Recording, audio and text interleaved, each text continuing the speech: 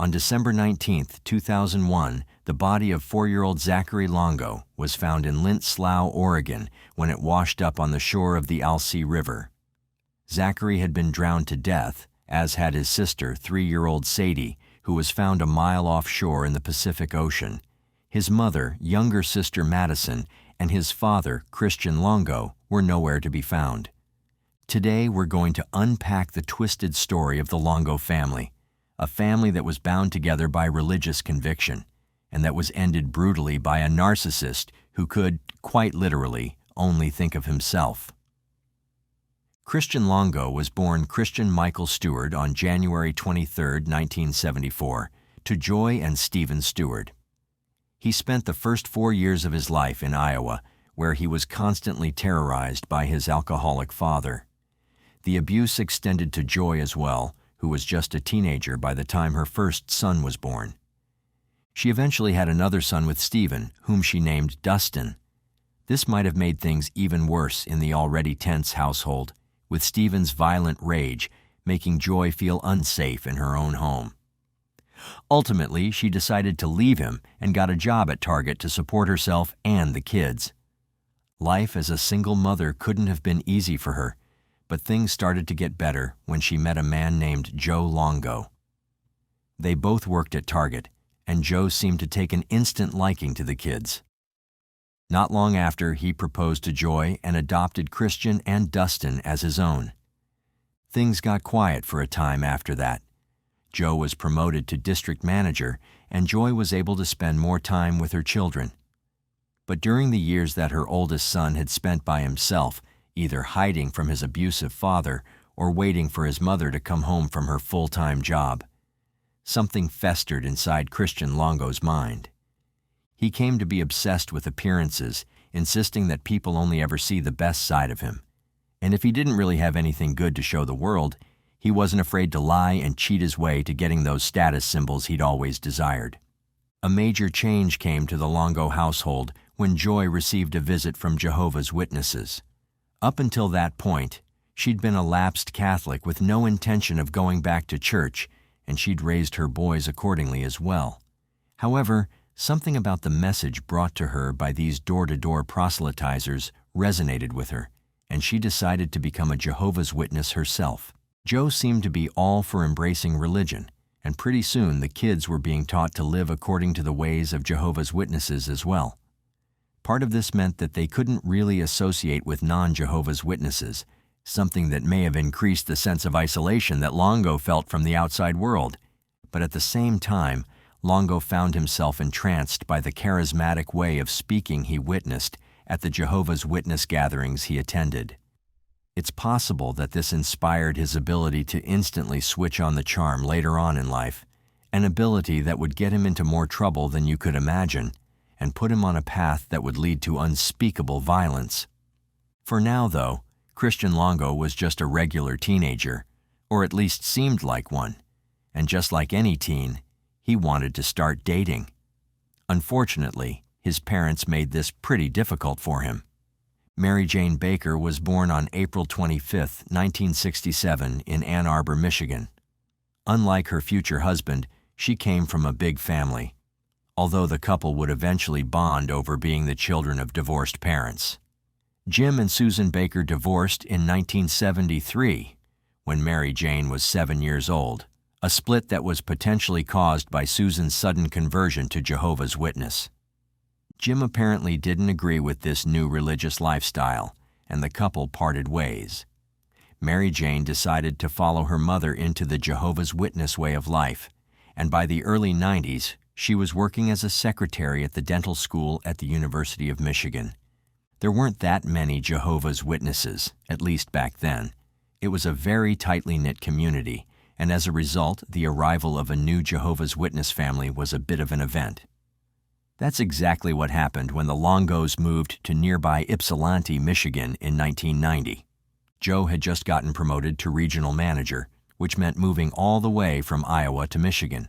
The family quickly integrated into the local community and attended Kingdom Hall meetings as often as they could. It was at one of these meetings that Mary Jane met Christian and started to fall for him.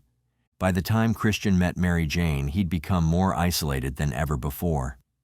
The conversion to Jehovah's Witness had greatly limited his social circle, and moving to a different state meant that any friends he'd had since childhood had been left behind. To make things worse, Christian wasn't even going to school like other teenagers, since his parents preferred to homeschool him to keep him away from the rest of the world's corrupting influence. It bears mentioning that Mary Jane was 25 years old when she met Christian, who was 18 years old at the time. Despite the age gap, the two felt like they were meant to be together. Mary Jane had been wanting to get married for years, but she just hadn't been able to find the right man. The fact that she could only marry a Jehovah's Witness considerably narrowed down her pool of candidates. But with Christian, she found someone that she could genuinely enjoy her life with without having to marry outside of her religious group. There was only one problem. Christian's parents were completely against the relationship. They felt like Christian was too young to be dating, and not because Mary Jane was older than him. They didn't want him dating anyone his own age either. They eventually gave him an ultimatum. Either Christian could choose to continue living with them, or he could date Mary Jane, in which case he'd have to move out. Either it was a form of control, or they genuinely felt like their oldest son wasn't mature enough to be in a relationship, and if that were the case, they would have been right. Christian knew nothing about the world. He worked part-time while living at home and had no college credentials to his name. Life could have been very difficult indeed for Christian, but he was nothing if not industrious.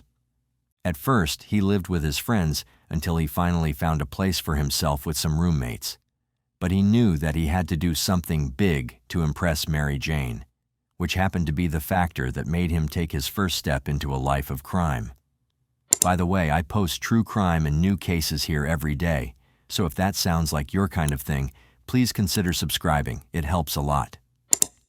Christian and Mary Jane were in New York for a Jehovah's Witness trip when he finally popped the big question.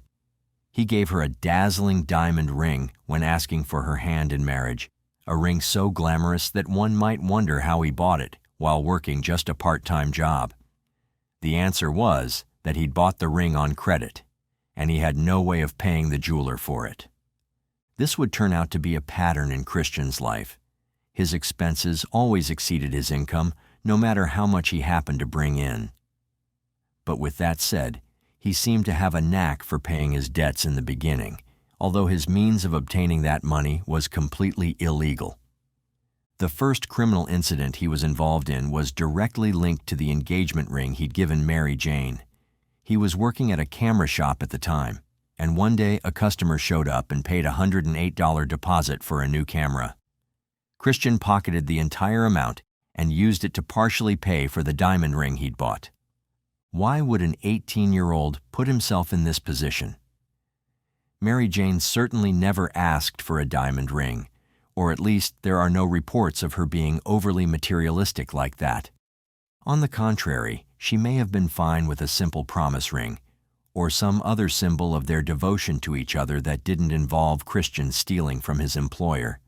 But the deed was already done, and it sent Christian Longo hurtling into a decades-long crime spree that he'd be running from for the rest of his life. When Longo stole that money, it didn't take long for the shop's manager to find out. Longo tried to escape justice by quitting his job, but he was eventually caught and convicted of misdemeanor embezzlement, for which he was sentenced to 80 hours of community service. He confessed to Mary Jane about the conviction, but she decided to stick by him.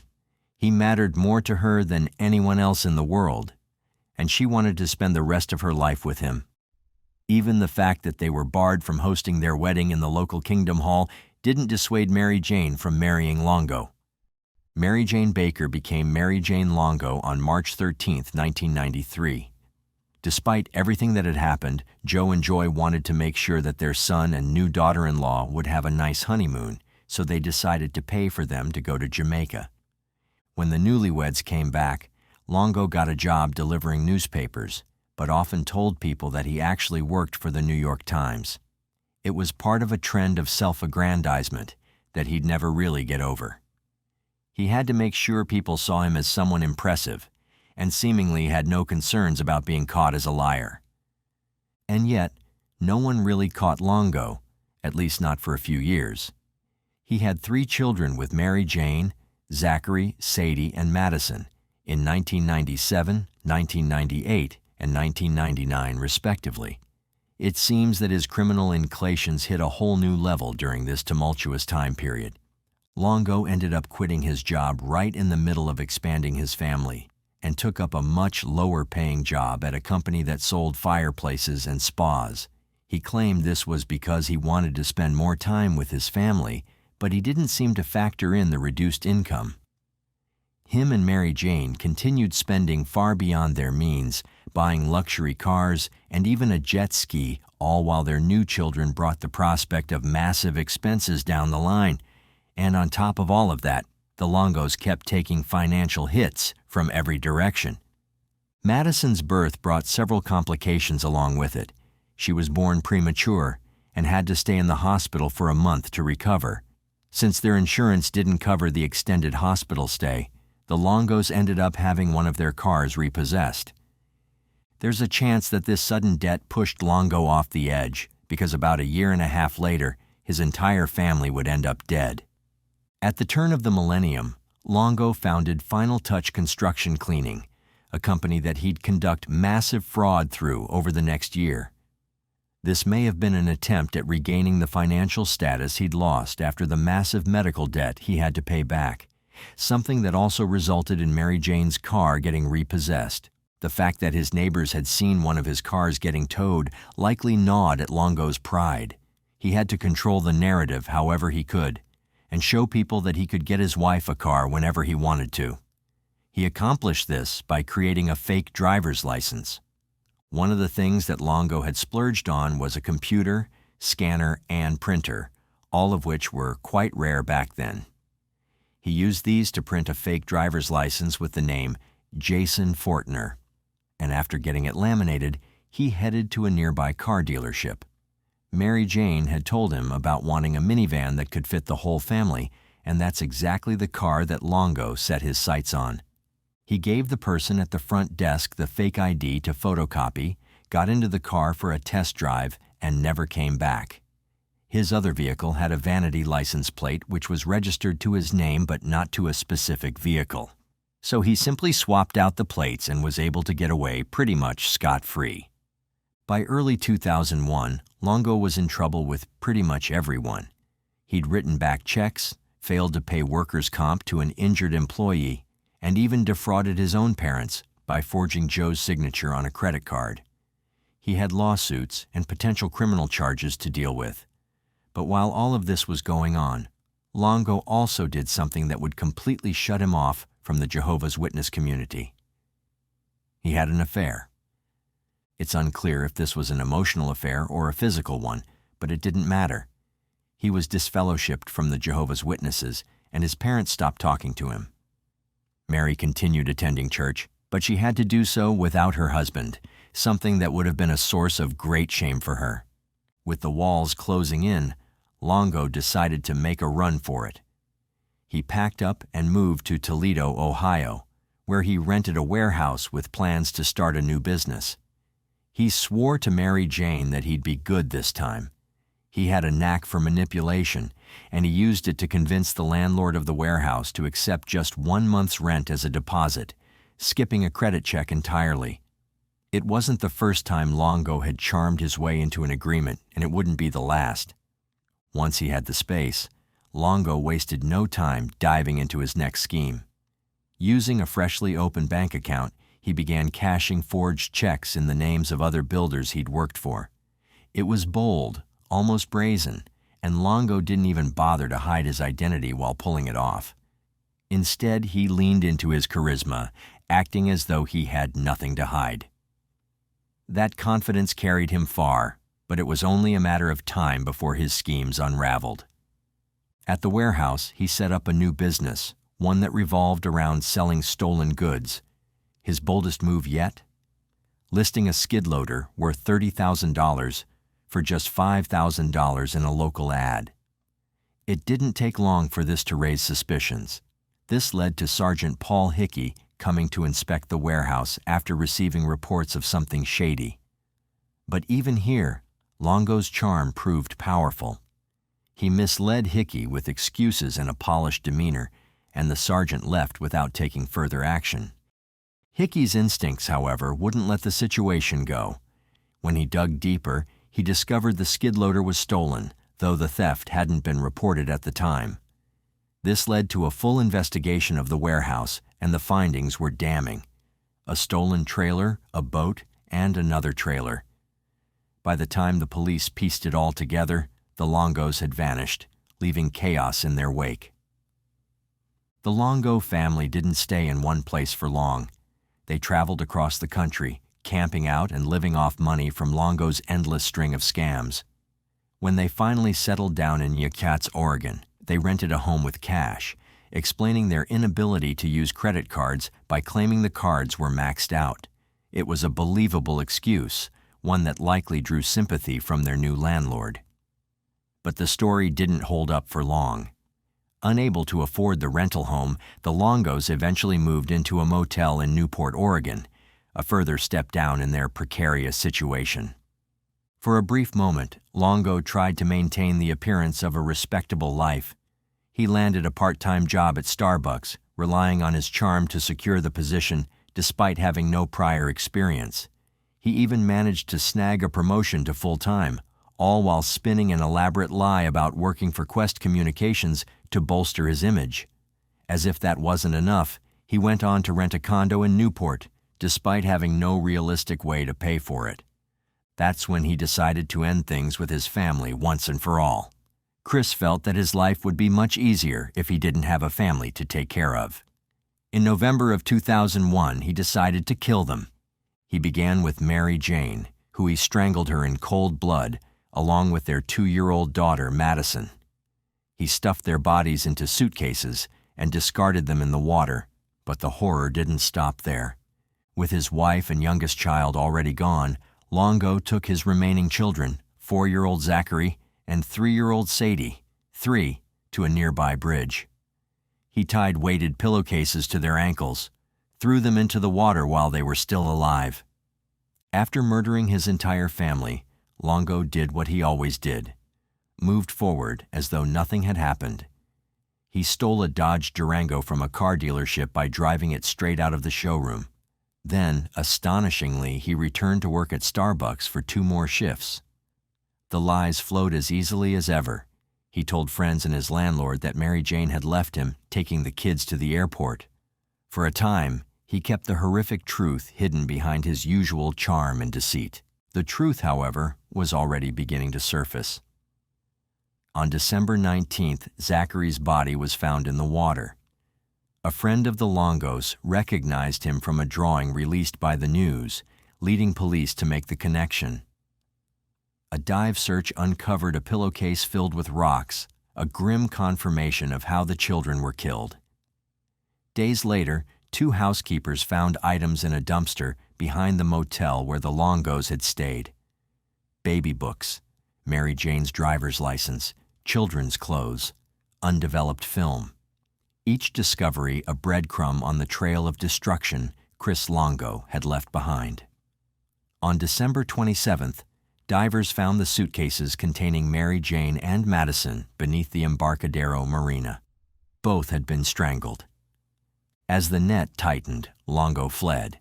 He cashed a paycheck, left Newport, and headed south to Cancun, Mexico, where he adopted a new identity, Michael Finkel, a real New York Times journalist. He stayed in a hostel, charmed a German photojournalist named Janina, and even collaborated with her on an article about Mayan mysticism. For a brief moment, it seemed like he'd found a way to reinvent himself entirely. But his crimes had caught up to him. On January 12, 2002, an episode of America's Most Wanted aired, featuring Longo's story. Tips poured in. Hostel visitors and tour guides in Tulum recognized him, and local police arrested him there. Even in his final moments of freedom, Longo negotiated, demanding immediate extradition to the U.S. to avoid time in a Mexican jail. At his trial, Longo's lies grew even more elaborate. He pleaded guilty to killing Mary Jane and Madison, but claimed Mary Jane had killed the other children, prompting him to retaliate. When Madison showed signs of life, he said he killed her too. His lawyers advised against this defense, but Longo ignored them, as he often ignored advice that didn't serve his ego. The jury wasn't swayed. They convicted him of first-degree murder for Zachary and Sadie and sentenced him to death. So what do you think of this case? Do you believe Christian Longo's actions were fueled purely by narcissism, or was there something deeper at play? We'd love to hear your thoughts in the comments below. If you like the way we create these videos and you want to help bring more cases like this to light, hit that like button and subscribe for more deep dives. Thank you once again for watching.